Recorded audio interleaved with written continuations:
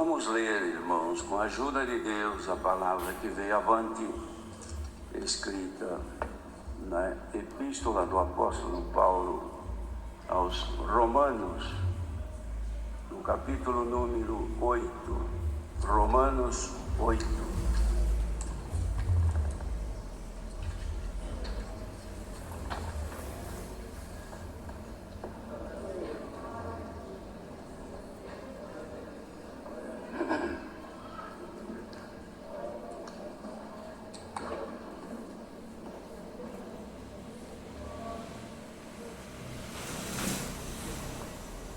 Se todos encontraram, vamos ler então com a ajuda de Deus.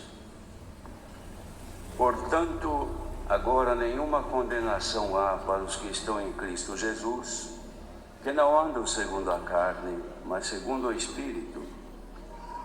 Porque a lei do Espírito de vida em Cristo Jesus me livrou da lei do pecado e da morte, porquanto que era impossível a lei, visto como estava enferma pela carne, Deus, enviando o seu Filho em semelhança da carne do pecado, pelo pecado condenou o pecado na carne, para que a justiça da lei se cumprisse em nós, que não andamos segundo a carne, mas segundo o Espírito.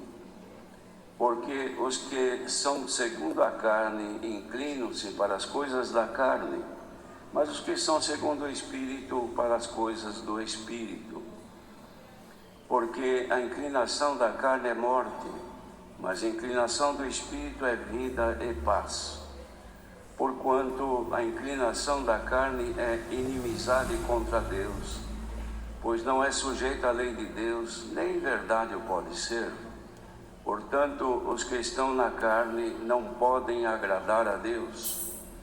Vós, porém, não estáis na carne, mas no Espírito, se é que o Espírito de Deus habita em vós. Mas se alguém não tem o Espírito de Cristo, esse tal não é dele. E se Cristo está em vós, o corpo, na verdade, está morto por causa do pecado, mas o Espírito vive por causa da justiça. E se o Espírito daquele que dos mortos ressuscitou a Jesus habita em vós, aquele que dos mortos ressuscitou a Cristo também vivificará os vossos corpos mortais, pelo seu Espírito que em vós habita. De maneira que, irmãos, somos devedores não à carne para viver segundo a carne. Óculos para perto, para longe, de sol, multifocal. Até quando será que você vai ser? Porque se viverdes segundo a carne, morrereis. Mas se pelo Espírito mortificardes as obras do corpo, vivereis. Porque todos os que são guiados pelo Espírito de Deus, esses são filhos de Deus. Porque não recebestes o espírito de escravidão para outra vez estardes em temor, mas recebestes o espírito de adoção de filhos, pelo qual clamamos, Abba, Pai. O mesmo Espírito testifica com o nosso espírito que somos filhos de Deus. Se somos filhos, se nós somos filhos, somos logo herdeiros também, herdeiros de Cristo e co-herdeiros de Cristo, se é certo que com Ele padecemos, para que também com Ele sejamos glorificados. Porque para mim, tenho por certo que as aflições deste tempo presente não são para comparar com a glória que em nós há de ser revelada. Porque a ardente expectação da criatura espera a manifestação dos filhos de Deus. Porque a criação ficou sujeita à vaidade, não por sua vontade, mas por causa do que a sujeitou, na esperança de que também a mesma criatura será libertada da servidão da corrupção, para a liberdade da glória dos filhos de Deus. Porque sabemos que toda a criação geme e está juntamente com dores de parto até agora, e não só ela, mas nós mesmos que temos as primícias do Espírito, também gememos em nós mesmos, esperando a adoção, a saber, a redenção do nosso corpo, porque em esperança somos salvos. Ora, a esperança que se vê não é esperança, porque o que alguém vê, como esperará? Mas se esperamos o que não vemos, com paciência o esperamos. Da mesma maneira, também o Espírito ajuda as nossas fraquezas, porque não sabemos o que havemos de pedir como convém, mas o mesmo Espírito intercede por nós com gemidos inexprimíveis.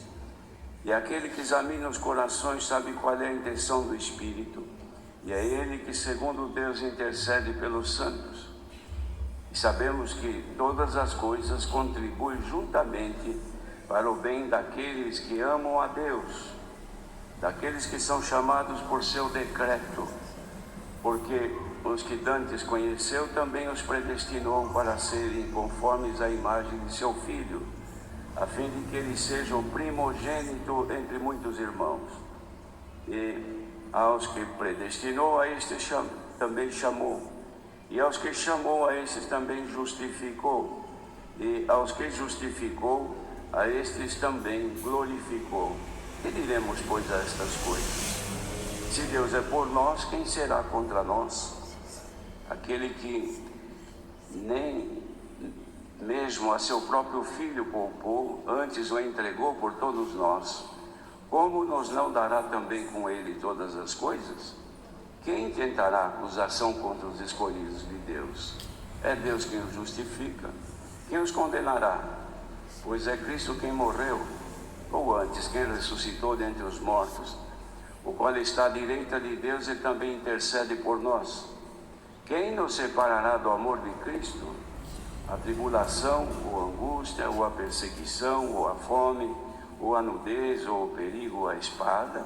Como está escrito: por amor de ti somos entregues à morte todo o dia, fomos reputados como ovelhas para o matadouro. Mas em todas estas coisas somos mais do que vencedores por aquele que nos amou.